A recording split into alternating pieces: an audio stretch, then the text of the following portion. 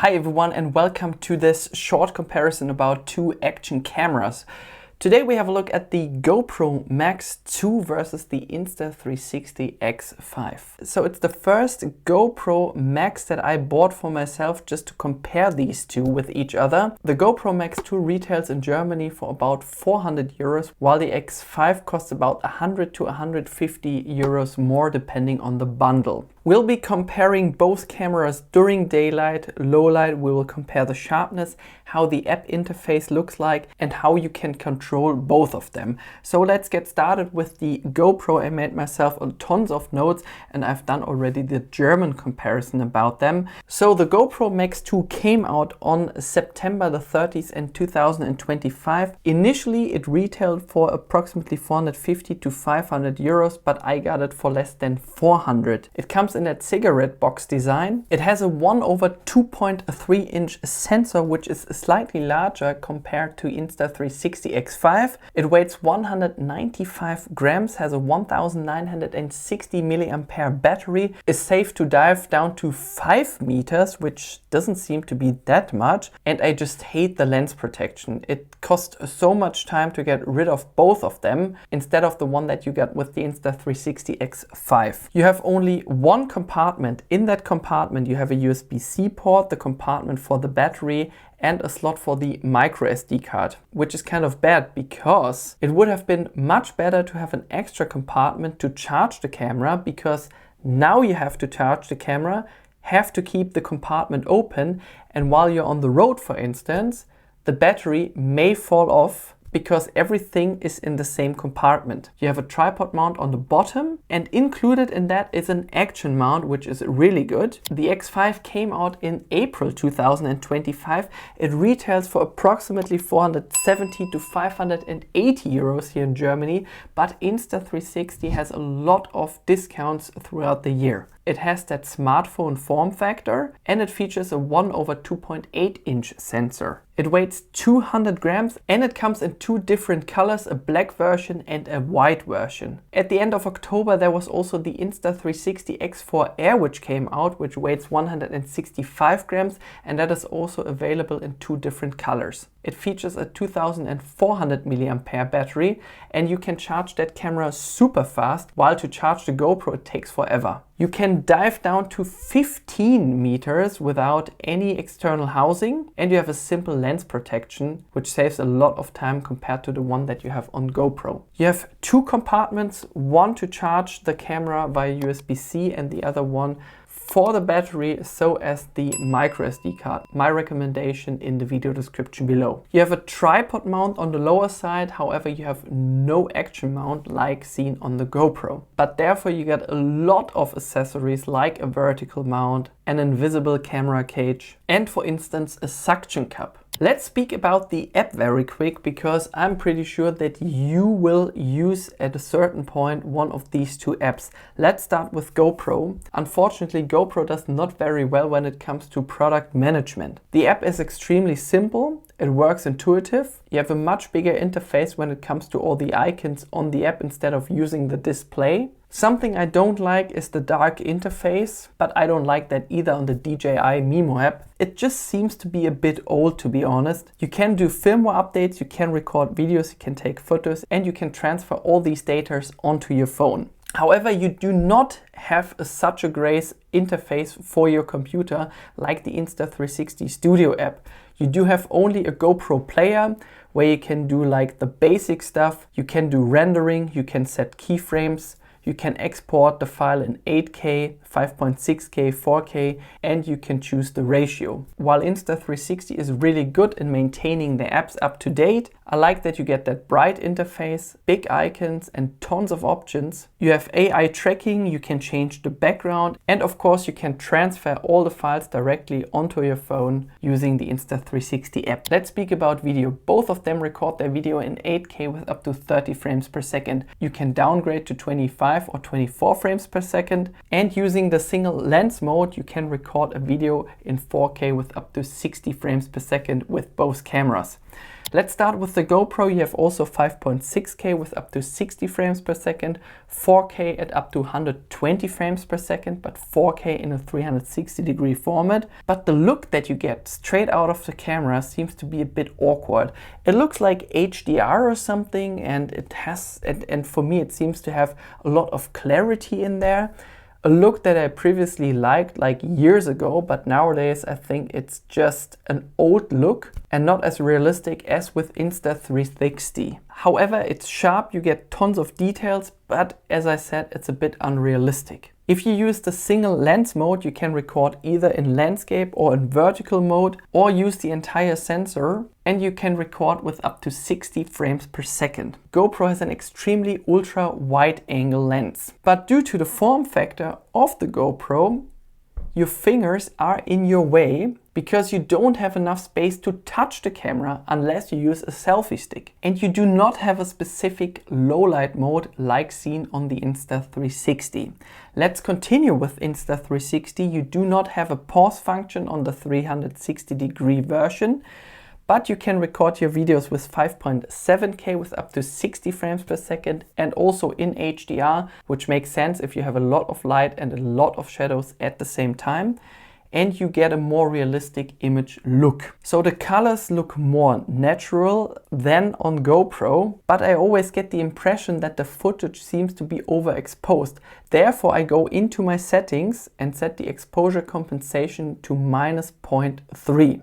However, if I look on the footage on my phone screen or in the Insta360 Studio app, it's exposed correctly. And if you would like to use correct shutter speed, like a 50 or 60 of a second or 100 or 120 of a second, you can get ND filters, which will be ignored by the camera. You have also free frame video, which lets you use also the entire sensor, and you can record your videos in 4K with up to 30 frames per second, and later on in post you can decide whether if you would like to export that file in landscape mode or in portrait mode. If you record yourself in a single lens mode, either in 16:9 or 9:16, you won't have your fingers in frame because of the phone form factor that Insta360 has compared to the GoPro form factor like a cigarette box. Insta360 features also a dashcam mode. That means you can select the resolution and the frame rate, place your camera somewhere in your car, and you can export that file with a date and a timestamp in case of something happens, and you can pre-select the time of recording. Then you get Insta Frame, in which you can select the ratio beforehand, so either if you would like to record in 9:16 or 16:9, and the camera will keep you in frame and will export that file in a 1080p with up to 30 frames per second. Then you get an extra low light mode, either in 360 degrees or in the single lens mode that lets you record in a lower frame rate, but it's a much better quality compared to the GoPro version, which seems to have a lot of noise in there when it comes to low light. Now I have some audio examples that I took with both cameras, so enjoy. 8K 25 recording myself here on the GoPro MAX 2 in Germany, December 2025. And that is the maximum field of view possible here on the GoPro MAX 2, which looks super weird on the screen.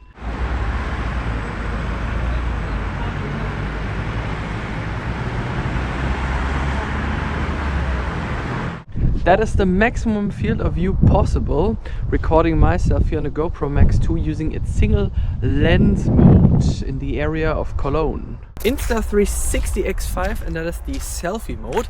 That's a mode where I'm holding the invisible selfie stick in a 90-degree angle towards me, and that gives me kind of the look if someone is filming me.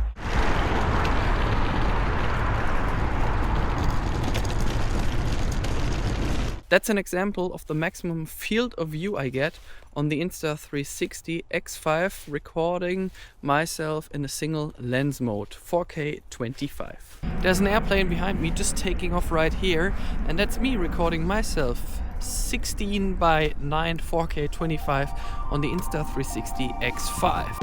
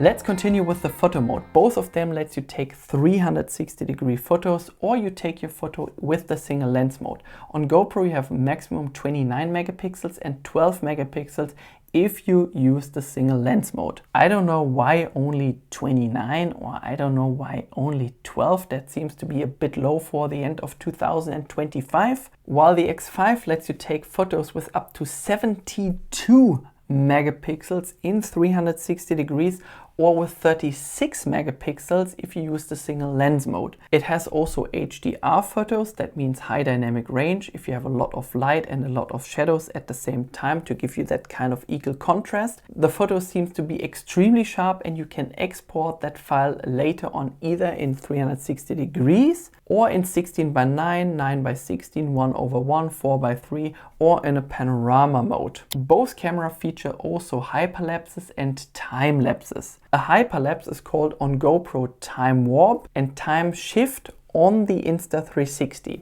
So what's the difference between a time lapse and a hyperlapse? On a time lapse you select the interval, while on a hyperlapse the camera records a video without audio and you can select the speed of the acceleration of that video. Time lapses are possible on GoPro in 8K and in 11K on the Insta360 X5. Of course, you can also downgrade to 8K or 5.7K. With GoPro you got some extra features like drawing by night, vehicle lights, and a night time lapse. It's called star lapse on the Insta360 version. Make sure you don't do that when you have a lot of light pollution, like in a city center or so. And then both cameras will capture the night sky for you. And you don't even have to touch them, because both of them feature a scheduled capture. That means you can sleep in your tent.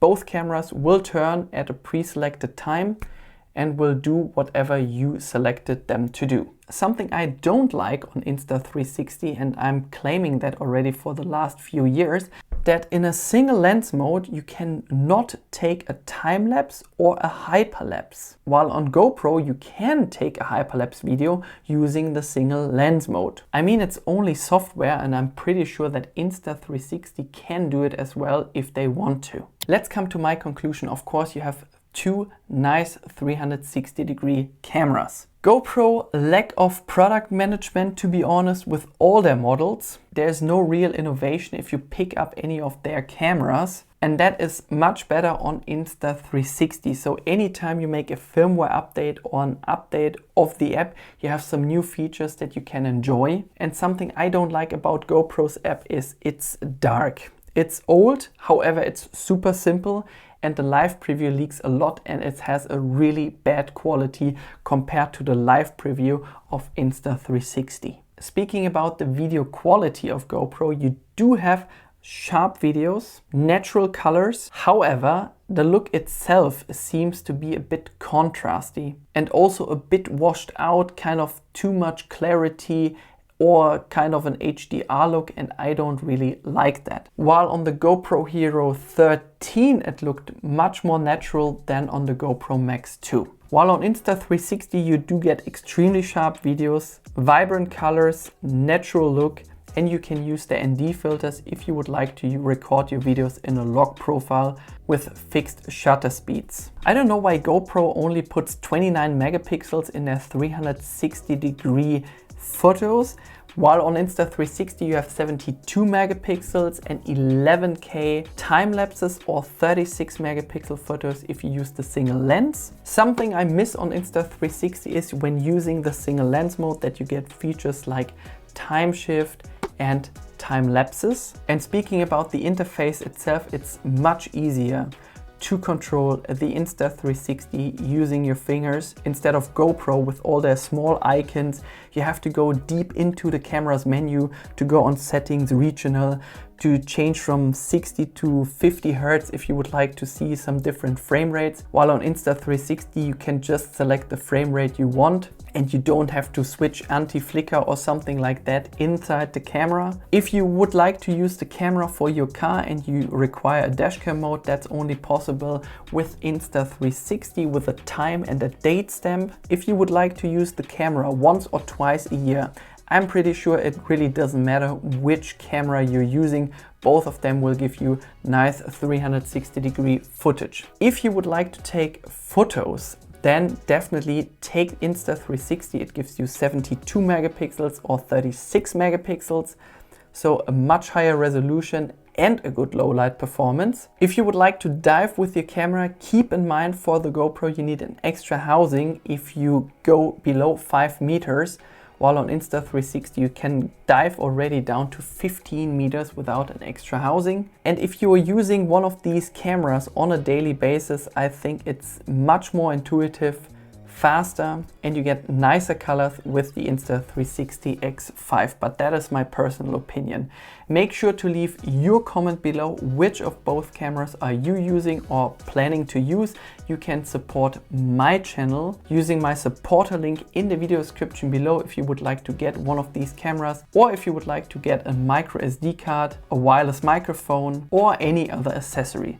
See you next time here from Germany on the Daniel Live, and all the best for 2026. Bye bye.